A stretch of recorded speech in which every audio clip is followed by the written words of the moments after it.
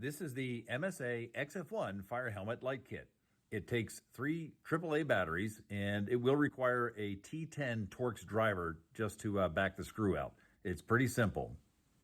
Right now, I'm going to replace the light module. I'm going to show you how to take this one out and then reinstall it. So what I'm going to do is just pull it out. It's going to sound like a little, a click or whatever it is. There's a little tab right here in the back that holds in here, and just pull it out on the side, and boom, they come out.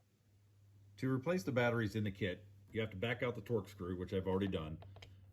And you just kind of snap it open. It's got a weather seal on it. Replace your batteries, close it back up. The Torx screw goes back in, and you're back in business.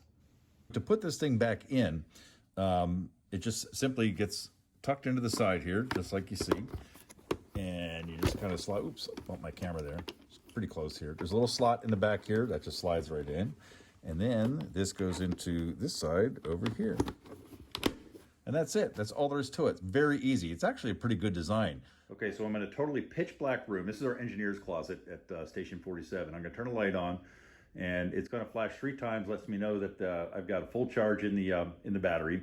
And so I'm just gonna walk around. It gives me a great ability to see, and really the video I don't think does it justice, but you can actually read by the light that it produces and everything else like that. Oh, look at that. Huh, interesting.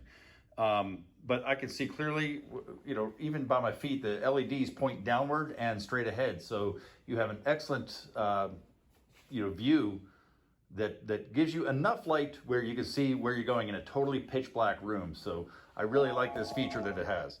The MSA XF1 Fire Helmet with Light Kit.